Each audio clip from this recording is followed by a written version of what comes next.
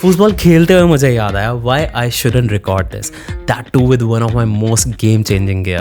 Trust me, you really want to stick around because this is gonna be very interesting.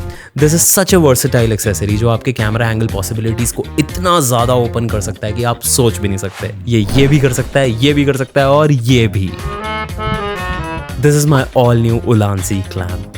इस पे आप अपना GoPro, boom mic, lighting gear और lights as heavy as LC500 जो Godox की आती है आप वो भी प्लेस कर सकते हो. And trust me it secures them very tightly. So basically इसको लगा डाला तो एंगल झिंगा लाला. Okay cut. अगर आप भी अपनी कंटेंट जनरेशन गेम को नेक्स्ट लेवल पे लेके जाना चाहते हो तो this clamp is highly recommended by Retina Charmer. Also don't forget to check the description अगर एक आप अपने ले लेना चाहते हो तो.